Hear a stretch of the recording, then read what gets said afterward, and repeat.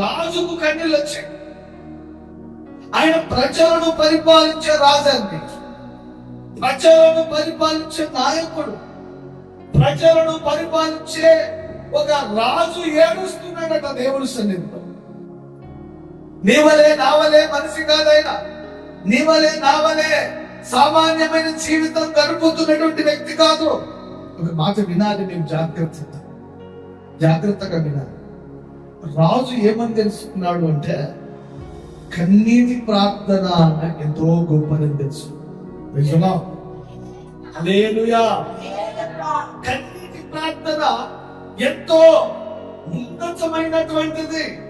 ప్రార్థన చేసేటప్పుడు, విన్నవించుకునేటప్పుడు, మొరపెట్టేటప్పుడు ఏమంటే కన్నీళ్లతో నువ్వు చేసే ప్రార్థన దేవునికి ఇష్టమైనటువంటిది. నీ జీవితంలో ఎప్పుడైనా దేవుని సన్నిధిలో కన్నీరు కాల్చావా?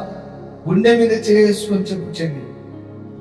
నీ జీవితంలో ఎప్పుడైనా గుండెను బాదుకొని దేవుని సన్నిధిలో, దేవా నా పరిస్థితి ఇది, నా కుటుంబం ఇది, నా భవిష్యత్తు ఇది, నా జీవితం ఇది, దేవునికి మహిమ కలుగును గాక. యోగు గారు అంటారు, నా కన్నీళ్లు ప్రవాహముగా వాడుకున్నాం కదా. ఏ పాట అది? కన్నులు జారిన కన్నీళ్లు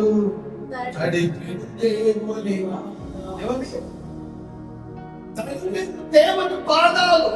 అంటే మన జీవితంలో, మన కళ్ళల్లో మనము పొద్దుకునేంత వరకు కారుస్తూ ఉంటే ఆ కారిన కన్నీళ్లను చూసి నా దేవుడు నీకు ప్రతిఫలమిస్తాడు.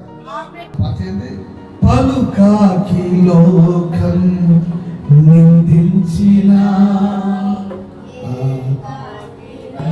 నేను రోధించిన అవమాన పర్వాలు సీతాలు అవమాన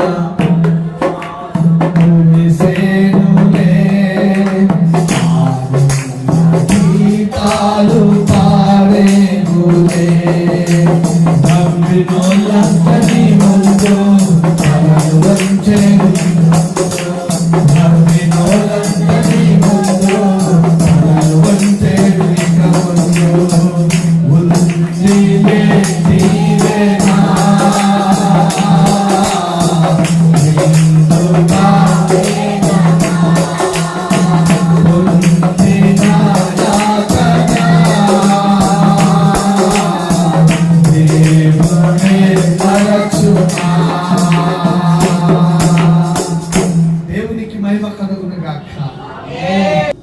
ఉందిలే దీవెన, ఎందుక వేదన. తర్వాత నవ్వినోళ్ళంతా నీ ముందు. దేవునికి మహిమ కలుగును గాక.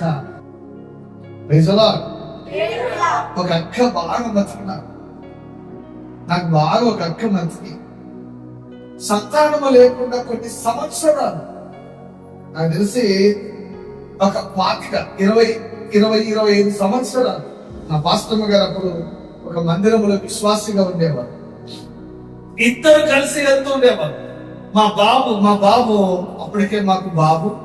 ఈ బాబు నా అక్క పోయేటప్పుడు ఎత్తుకునేది, వచ్చేటప్పుడు ఎత్తుకునేది. ఎందుకంటే పిల్లలు లేరుగా. పిల్లలంటే ఆమెకు అంత ప్రేమ. పాస్టమ్మ గారు, సుజాతమ్మ నీ కొడుకు నేను ఎత్తుకుంటా, నాకు పెంచుకుని ఇస్తావా అంటే అంటది. 25 సంవత్సరాలు సంతానము లేకుండా మందిరములో విశ్వాసిగా కొనసాగుతుండేవారు. ఈ మధ్య ఇంటికి వెళ్ళి అలా సందులో వెళ్తా పలకరిస్తే, అన్నయ్య వందనాలు అన్నయ్య అని వచ్చింది అక్క.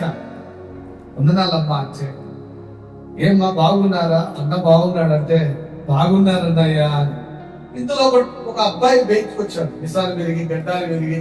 పోయమ్మ నేను ఇట్లా చూడాలి, నేను పైకి చూడాలి, మా వాడు సంతోషంగా ఉన్నాడు. ఇట్ట పైకి చూడాలి. అమ్మ ఎవరమ్మాయి అన్న అంట. నేను ఎవరమ్మాయి అన్న అంటే, నా నువ్వేందన్నా వాడిని అంటావు, వాడు నా పెద్ద కొడుకు అన్నా. చప్పట్లు కొట్టండి సార్. నేనేమో వాడు ఎవరో అయ్యారు అంటే వాడిని నన్ను అన్న అంటారు. వాడు నా పెద్ద కొడుకు అంటే తర్వాత ఉండాలి, చిన్న కొడుకు ఉండాలి కదా. డౌట్ వచ్చి అడిగిన అమ్మా ఎంతమంది మా పిల్లలంటే ముగ్గురు కొడుకులు అని. దేవుని మహిమ కలుగును కాక. ముగ్గురు కొడుకులు అన్నయ్యా నాకు, ముగ్గురు కొడుకులు దేవుడు నాకు ఇచ్చాడన్న. దేవునికి మహిమ కలుగును గాక. బంధువులు మర్చిపోవచ్చు తల్లి, కుటుంబ రక్త సంబంధికులు చూసి ఏడిపించవచ్చు. నా దేవుడు మాత్రం నేను దీవించేంత వరకు మర్చిపోయే దేవుడు కాదు. కుటుంబ సభ్యులు ఒకవేళ నిన్ను చూసి నవ్వి ఎగతాళి చేసి ఉండవచ్చు, కానీ నేను నువ్వు ఆరాధిస్తున్న దేవుడు, రోషంగా లేకిన దేవుడు ఆయన. నిన్ను ఆశీర్వదించేంత వరకు, నిన్ను దీవించేంత వరకు వదిలిపెట్టే దేవుడు కాదు ఆయన.